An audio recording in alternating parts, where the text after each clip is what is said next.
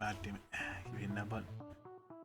So yeah, we're back with some more teasers of Red Flood. This is gonna be a bunch of teasers for Fuime here, the German collapse, and these two guys. I know this guy is a leader in the collapse of America, but I don't know what this guy is. But we're going through Fuime stuff here. So yeah, Fuime is like one of the three people that are League Solo if you play as France, and basically the whole thing is the leader gonna die soon, so you have to like choose like out of these three leaders of the it's gonna be a success really. Yeah, they're gonna be changing that quite a bit, so looks like there's gonna be like some decisions or some events that usually increase popularity for like Guido Keller, what's my already accelerationist, Filippo Tomanisi Mantini, the father of futurism and the guy that uses militarism as cure for war, and Perikichi Shimura, that's how you say it. The guy who married the Italian shogun named So this one's the best, the worst, and the strangest, in my perspective at least. I find the Italian shogun to be fucking funny. Yeah. And I think yeah, we've seen some in the LP, the whole Guido forms the Italian National Republic, Filippo, Italian Combine, and the Italian Shogun as mentioned before. Yeah, it looks like that's gonna be changed. At least for me, man. I don't know if they're gonna rewrite the focus trees, but if there is like something about that, I'll let you guys know in the teasers. But next we got some of the leaders over here. Well, not leaders, the generals over here. Looks like they're gonna be expanded upon. So we'll go over the shortest one first. General Mario Curley, born December 30th, December 1888, in San Silvio, Puglia. Mario Curley has been a centralist figure into the endeavor. The Fuime endeavor, which was a real thing that happened, by the way. I'm gonna look it up. A novelist, writer, poet, soldier, diplomat, and journalist. That's a list. Curley has a personality of a harsh rebel, living in Florence, brought him many contacts with emerging futurists from Europe. During his early adulthood, writing for several newspapers, Curley met F.T. Manatini, and with whom he created profound friendship, joined the futurist movement, serving in the Great War as Gardito. He was present at Mussolini's rally in San Sepolcro, but at the Fasci de Combattimento. Although he was in the city of Laughter and Marcia su Roma, subsequently, Curley began to organize the Testa de Ferro, a journal dedicated to Bolshevik International Revolution's Fuime as its springboard. Having fallen out of favor with the Annunzio, Curley was dismissed and sent to Germany as a diplomat, where he triumphantly returned to Fuime with the French as the agreement with the Rome became less and less relevant. Erudito by heart, Mario Curley has zero experience at the front lines and leads, and therefore has become extremely skilled in commanding the valley region near the Fuime. I guess that implies that Germans are gonna get more involved in how Fuime's military side of things goes. Yeah. Let's read about General Enrico Totti. Born 20th of August 1882 in San Giovanni, Rome, Enrico Totti is considered one of the most legendary soldiers in Italian history. Enrico Totti began his life as a railway worker, much like his parents, managing trains and doing them around. The him drawn the job eventually came to an as Totti went through a bloody accident where he lost his left leg up to the pelvis. Damn. This practically invalidated him from most work. Despite his desperation, his mind teemed with ideas. He created several trinkets and inventions as a hobby, traveling through Europe and one leg using his beloved bike. With the outbreak of the Great War, Totti placed 3 applications, one after another, to be enlisted. All of them were rejected. Disregarding the words of local officials, he went on his bike to the front lines, volunteering in non-combat roles. Therefore, he received no pay and no honors. A police patrol in Monfalcone, however, demanded that he take out his uniform and go back to civilian life. Desperate to serve Italy with the help of Emmanuel Filiberto, Duke of Aosta, Totti was assigned to the Kirigano de Friuli. However, still is uncomfortable, albeit eventually being allowed to serve in the 3rd Bersaglieri Regiment, proper cyclist battalion. This battalion walked him deeply and awarded him his beloved Yelly helmet with plumes and stars, leading a successful charge in the 6th Battle of the Suns outside. Rotated commerce reaching Godzilla, and wherever closer to the beloved blue waters of the Adriatic. Ever daring, he continued to launch attacks during daring attacks. Misreading some of these words. Against the Austrians until 1919 with peaceful decade. Though he was not satisfied, he joined his veteran friends in the fuime endeavor, marching alongside the Nuncio, defeating decisively the local Yugoslav forces.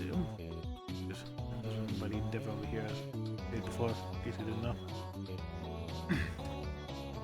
Emboldened by the beauty of war and conflict, they continued to lead daring raids this day against the Yugoslavians and Austrians. Daring where no one else would, looking an honorary.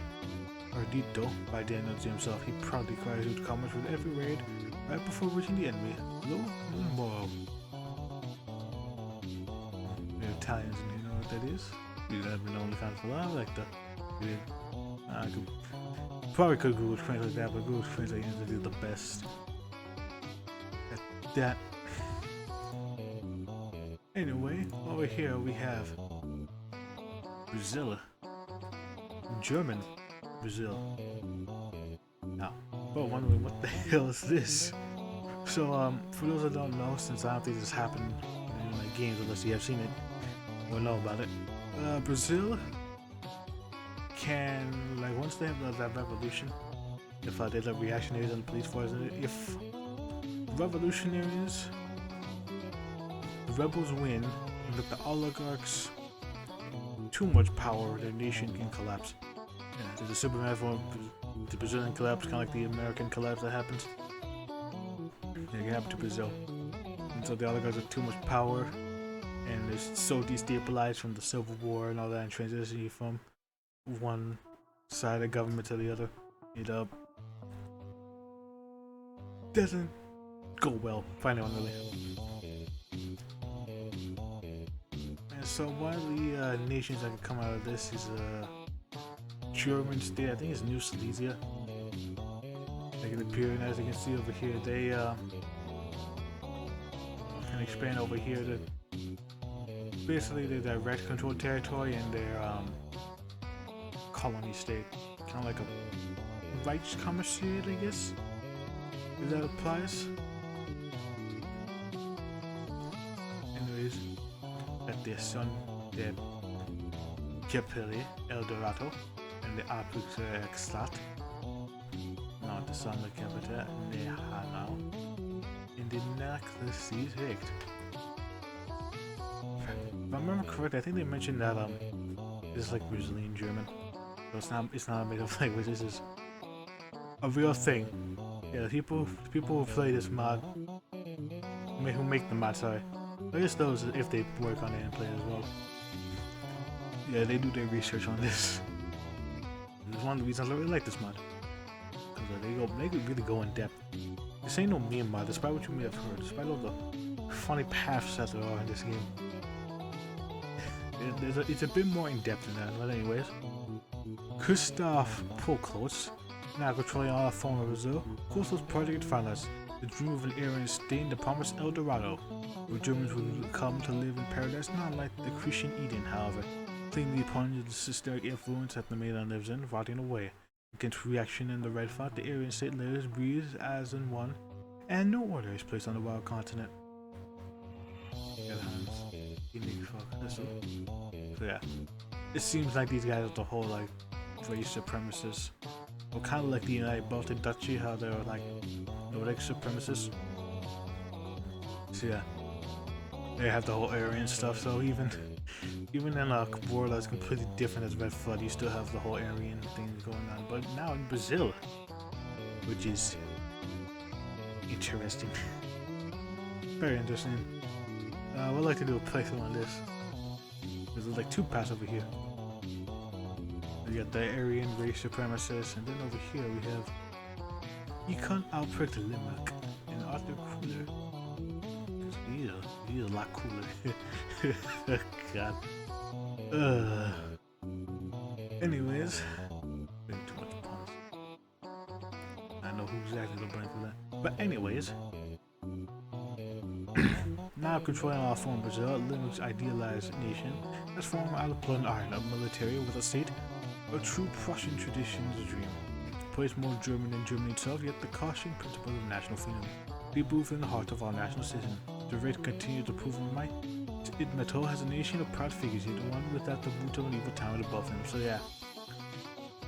So it seems like a power struggle can happen all here between whether you want to be a race supremacist or Prussia, blood and iron, military with a state, and not, like oppressing minorities or claiming your superiority. Just basically be like, hey, we are military people, Germans.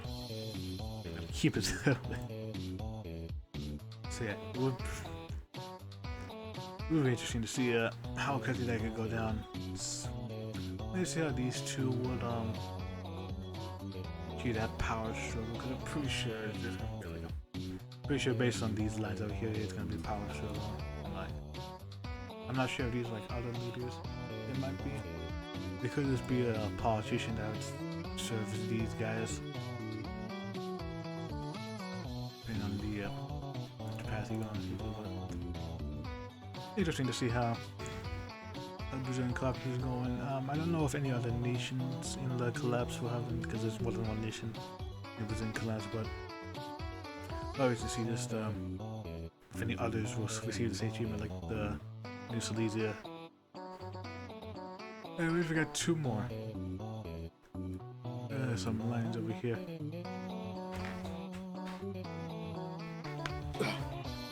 That. Yeah, these two here. Don't know this guy, but I think I know this guy. Let me just read them and we'll find out together, I guess. Katabisis. Kazatakis, as I say. Kazatakis. Waits patiently in the serene ruins of Olympia, trying to keep his nest while taking. The day is sunny, and the sun rises high, reflecting off a small shiny area in the stone pickup of the structure some distance away. North of the Peloponnese, a small steamer pulls into Patras. These are loaded passengers as they dock. So yeah, a feeling of this Greece. Pretty sure it's Greece. Anyway, the two foreign diplomats have been stuck with a small ship for some time. Longing for fresh, lovely air in the area, they have come to Greece, to discuss important matters with the hegemon himself, Kazakist. They walk around the port city for some time, seeking the sights. They look eventually. Someone beckons them over as they turn and see a man holding the door open for them. They walk over a car parked on the side of the road. Its interior and exterior decorated like that of a classical Greek chariot hold, and the gooch plane shines pleasantly in the light. He enters the car and the driver begins to drive away, heading southwest along the coast. They are puzzled why they would go this way, but expect to be a shortcut, something similar. The driver continues driving until they reach a small city where he stops and asks them to wait here while he does something. They're very confused about why they stop, then lost in the small village. The driver disappears for some time. As they wait, they become bored very quickly and begin talking to the locals that come to them. However, they know something strange in the way they talk, using metaphors and words with much similar to the Greeks they read about university and the Greek had experienced in previous travel to the country. Strange visit to be sure. It's quite the show. But this is part 2 of that. The driver reappears, asking them to follow him. They of course oblige him, begin following his lead to the forest. Puzzled on the way they're going this way. Why they're going this way as they enter a clearing. See a stone structure that dominates it, as well as several other smaller structures down around the field. They then hear a weird noise coming from the large stone structures, and eventually realizes the man they can't see. Kazaktanticus. Definitely butchered that, I'm sorry. He rushes down to greet them and inform them to the location of which they are shocked to learn the truth of. They eventually make their way back to the car and begin to drive around the peninsula. Afterwards, they see several major landmarks such as the Temple of Apollo Epican, Canis Mycenae, and the Shrine of the Asclepius. I don't travel with compiles, but however, they spot strange signs of the past. It seems that if people are farming or something, it doesn't feel right in their minds. People do not seem to carry the vigor of a normal farmhand or farmer. They seem to act more like slaves if they heard stories about the travels to the New World.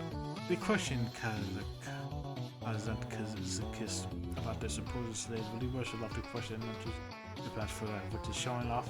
This is a showing of a classical Greek play in Athens. We travel on the peninsula as one perspective, eventually out of it into the city of Athens itself.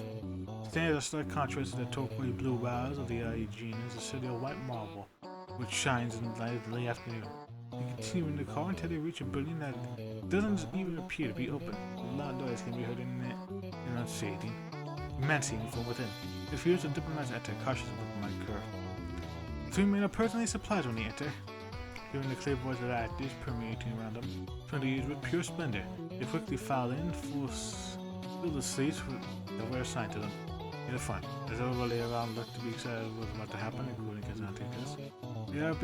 As they begin to watch the actors playing pantios, dragged out screaming by gaggle over on stage, including the actress playing his mother. As ripped apart, limb from limb, he find the two diplomats and Kazantikas. These bloody pieces of flesh fall into two shocked men as the screams fill the theater with a sense of pure pain and agony. As the actor comes down unmoving, everyone erupts into applause. Everyone, that is, except the two diplomats, who sits in silent horror and shock at the event. They begin to feel incredibly nauseous and disgusted. As the people demand an encore from the blood-soaked woman on stage, because they have no more actors available, as they must take a volunteer or two from the crowd. As the word leaves her lips, the two diplomats begin to worry even more than they were before, as everyone's eyes, including Kazantikas, begin to stare at them gleefully. The show must go on. Looks like we have some Acephalus shit going down in Greece. At least I assume so. Especially that flag.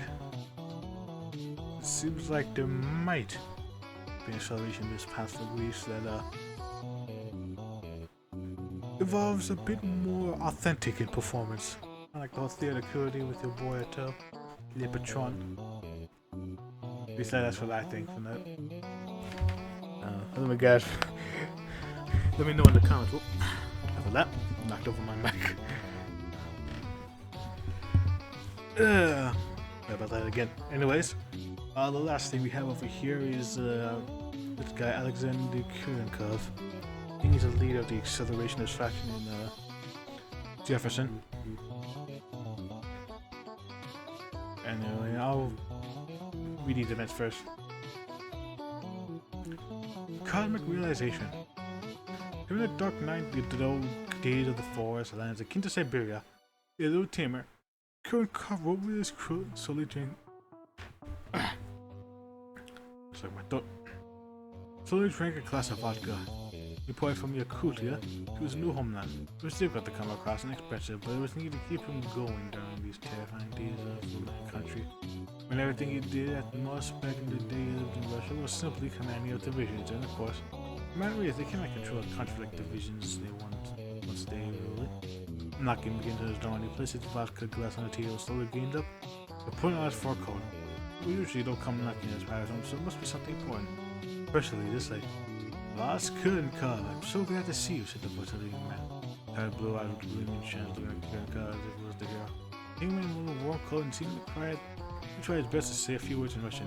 Привет. Is everything alright? Need some shelter? Said Kurenkov in a heavily Russian accent. It'll be perfect English from living in America for 2 decades. Yet. I just wanted to tell you how happy I am to finally see you. I felt so lost in my life, so strongly wanted to see the Russian Empire. I had such an ardent love for Russia and everything it stood for, and it saddens my heart so much to see false corruption and misery. When you took over, I began crying out of joy because I knew that your speech, and it was true. I read the partial existing transcript of the Book of Valais, and I couldn't feel any closer to what it said. All I had to say was, Bagadayu. Boss, Bagadayu fast for everything you've done to save America. The man of my child, that was incredibly moving. I'm glad that someone understands. To enter and continue discussion, chatting about everything they could think of until dawn breaks. Someone understands. I think we'll learn more about that later. This is initiation. A gathering of people across the floor in the new Institute Prezidenia Trivny, the Meniki, began. As people of various backgrounds, sometimes even come from as far as Los Angeles, have been patiently awaiting their awakening as Slavs. The ascent circles with current carvers in the middle, and so many visitors begin drumming slowly as current carvers slowly sighted the book of Valais. Especially one of the most important lines dedicating the book to the ancient Slavic god Valais, and slowly citing the tales of the ancient Slavs from the land of 7 rivers beyond the sea. As the Native Americans dwindled and died out from the Anglos' destruction, they slaughtered the ancient Slavia. Its beautiful swastikas and cosmic light. The government got stronger now, and so many people began to cry as they felt their ancient Slavic memories from past lives return. Their shaking bodies felt a crisis of identity and began uttering words that came to those in the books of their own volition. They began to swarm, to weep, to laugh, ready to live a new life as Slavians. The first true Slavs, so the people, therefore Native American descent, and began to really feel that they were good. It might have originated from the ancient Slavs. Perhaps it was all true. Perhaps it just felt like perhaps it didn't have to be true. Yes. Well, this guy over here, I think it explains over his the description. The all watches to go vested Pavilinia Vivnia Meliki. Don't they butcher that. Anyways, I think his leader's description explains exactly what the hell this is talking about. Alexander Alexandrovich Kirenka has not been the man he has been for most of his life. His sudden rise to power in Jefferson, that was correct, occurred learned via the weakness of the Jefferson government dealing with minorities and subsequently by the Russian immigrant in Jefferson. California generally being a place of large Slavic immigration during the 1910s. Behind his esoteric ideas regarding the Book of Valais, a mysterious and complicated book about an ancient unspecified land which has been the true cosmic homeland of Slavs, despite the lack of specification, one thing is said to be certain. It is the land 7 seas beyond the river. This, the Kankar felt like proof that the ancient Slavs originated from the ancient Native Americans, emigrating through the Atlantic towards Eastern Europe. Knowing full well that the task ahead of him is nearly impossible, Kurenkov understands the importance of restoring the ancient homeland of the Slavs. And albeit his support base is not the largest, his concept from the ancient Slavic spirit can be revived among Anglos and other ethnics in America. As the cosmic Slavic sky cannot be removed from the ancient homeland, therefore his famous, at least in California and Jefferson, conversions initiatives have made him to a controversial but otherwise fascinating figure. It's no longer, however, it was a grand conquest from a tiny starting point of what to succeed. So yeah, his whole thing is that apparently all the Slavs ever originated from the Native Americans. It says so in the Book of Valais about land, 7 rivers, and the ocean. Interesting. It seems like a possible unification based on that quote, however. Though it looks like it might be one of the harder paths for unification of the US of A. In the case, it's probably gonna be like a Nova Russia or something like that. It's like Russia, America. Which I find to be very interesting path, and I would like to see some more of this. So yeah, that's basically all for this video on these little teasers. Fuime, New Silesia, Greece, and Jefferson. Pretty much teasers, but I heard about some new things having teased over here for France in the French rubric, so we'll be checking that out. I'll post a video sometime later. Probably right after this one, depending on when this gets released. But anyway, those are all the teasers that I have for now. And with that, I'm the Mad Artist, and I'll see you guys next time for another set teasers. Till then, see ya.